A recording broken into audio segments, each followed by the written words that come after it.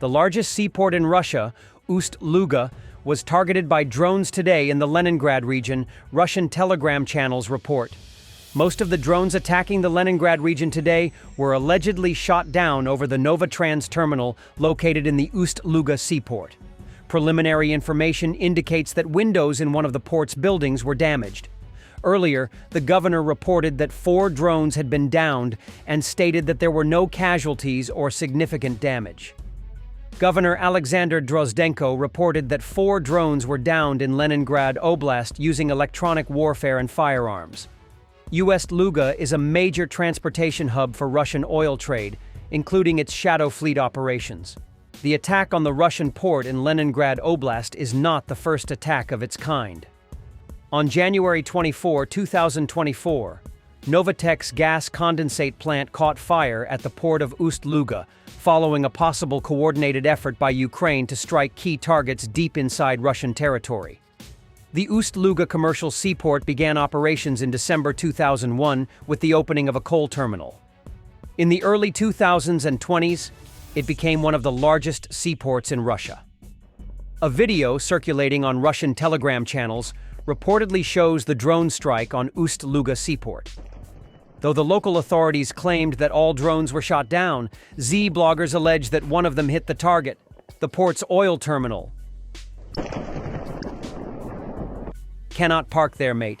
Annihilation of a Russian motorcyclist after hitting an anti-tank mine in the Pokrovsk direction. The use of motorcycles and ATVs has become a common sight in Russian army operations over the past year. Due to a shortage of armored vehicles, they rely on this unprotected equipment. We have more details about the downing of Azerbaijani civilian airplane. Russian air defense crews reportedly shot down Azerbaijan Airlines Flight 8243 with 2 missiles fired from a Pantsir launcher near Grozny after being blinded by a Russian electronic warfare system, according to a detailed account of the incident on 25 December 2024. An account published by the VCHK OGPU Telegram channel, which has often published information that appears to have been leaked from sources in the Russian security forces, describes some of the preliminary findings of the official Russian criminal investigation.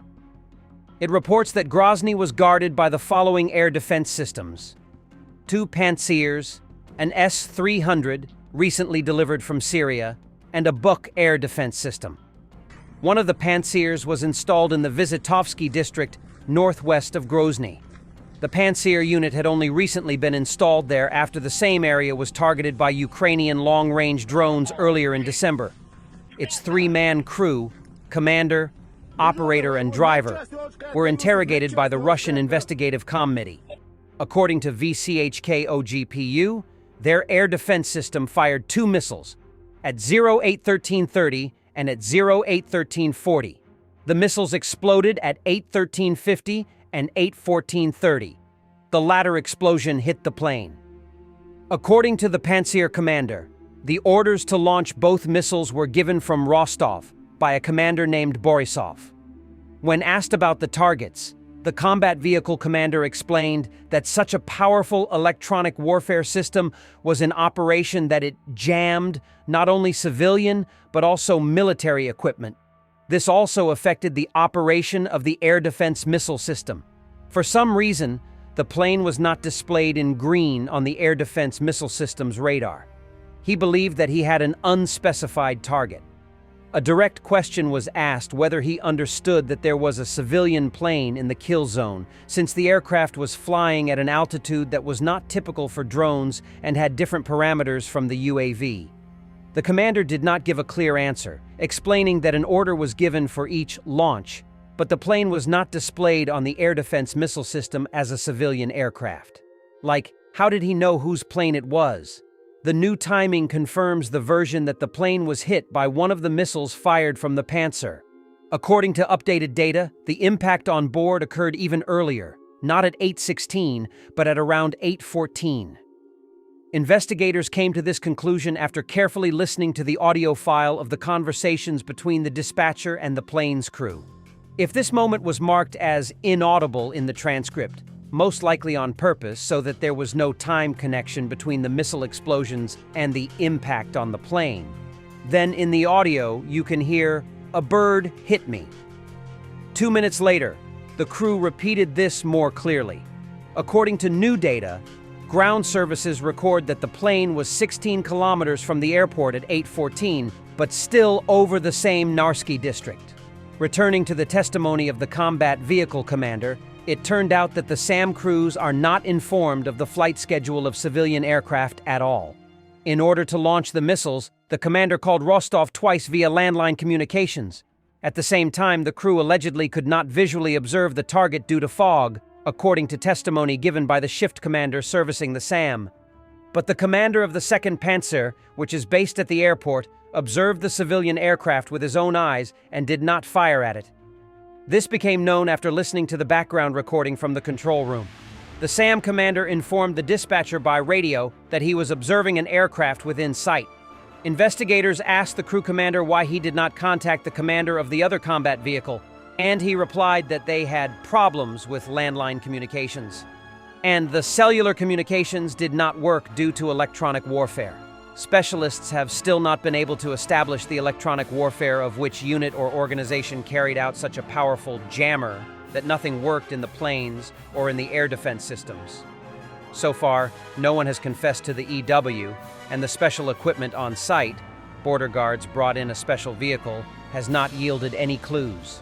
The jammer's signal was recorded for another day after the tragedy and then disappeared.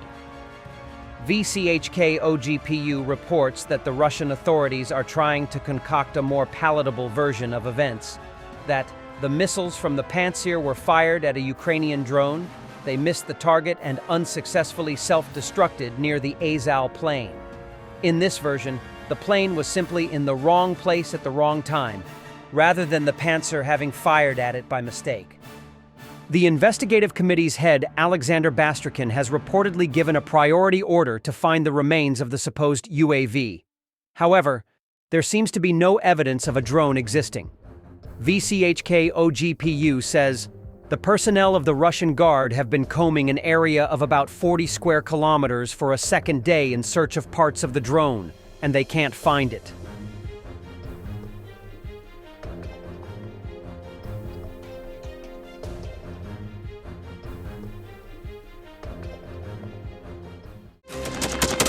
Thanks for watching, and don't forget to subscribe.